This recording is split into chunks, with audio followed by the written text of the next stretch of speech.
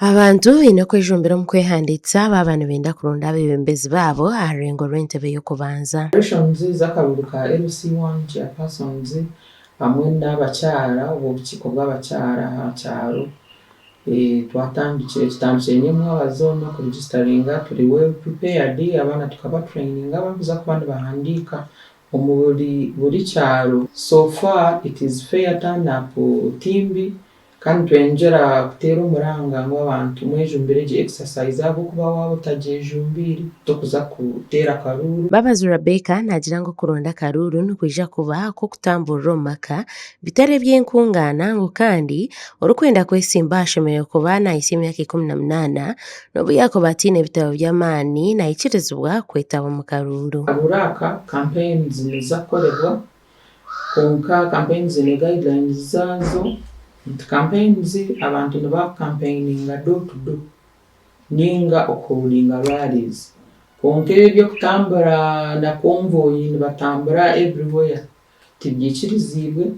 Omuntu okwehandikisa noteekwa kuba ori aha village council register niyo egi turiyo nitucompilinga hati omu bwire obu. Babazi nagira ngu betebekaniise kugira akaruuru kiihorere nikwo kushaba abantu boona ku bakuratira amateeka garabe gatiirweho omu karuuru akutwerekyeriire. Akakiiko k'okuteera oburuuru hariya twetebekaniisize okumekinga sure ngu akaruuru kaba kiihorere omu Rukiga.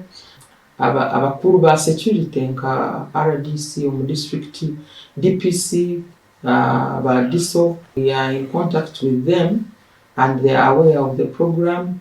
Nibateerera omuranga nti buri omwe ashemereire kwetaba omuri egi exercise. Chairman w'entebe y'okubanza Kitaburaza Kagurusi Bernard nagira ngu beetegwire kuteera akaruuru n'obukira abengo hariho bagiiga abari kumurwanisa n'obwamazire emyaka 10 omu bwebembezi.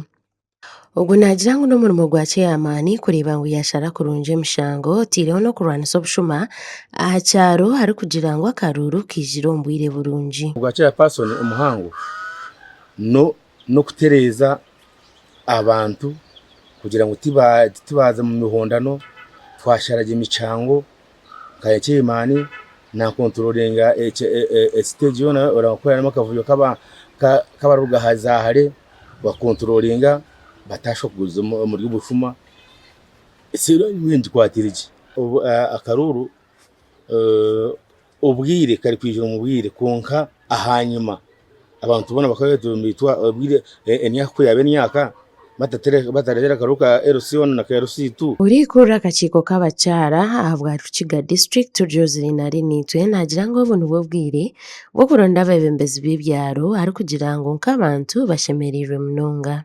Nagira ngu nikiyamba abantu kutunga obugabe bw'okwerondera abebembezi baabo. Yecho ito tushemereirwe munonga kandi oburuuru kuza kubuteera nahaba hariho enshonga ahabwe ekintu bagira mu mugarukemu obundi abamwe baba batarakorire bantu baboje obundi abandi bakaburirayo tubagaruka kubashoborera program za government n'ebindi abandi nibaba bafiire obundi batakiriho so nibabinde kwizuza emyanya egyo no kugira ngu abantu batunga obugabe bwabo bwo kwerondera abebembezi abari kubasa kubatwara omu bisho mu yebugo.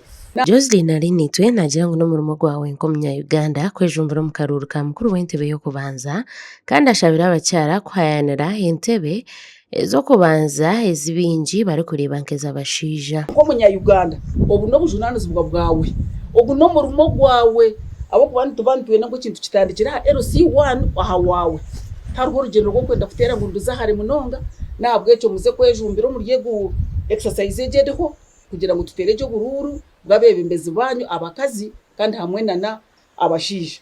Konka ninyenda ngaruke nshemeze ekindi kintu kimwe abantu bamwe kumukuhurira entebe za LC1 LC2 muteekateeka ngu omushaija wenka niwe arikugyesimbaho. Rukiga district obwa hataine amagomborora 6 emiruka 30 otiireho n'ebyaro 293 kandi akaruuru kakutoorana abebembezi aha rurengo rw'entebe y'okubanza nigiija kuteerwa omu kwezi ogu okwa mushanju.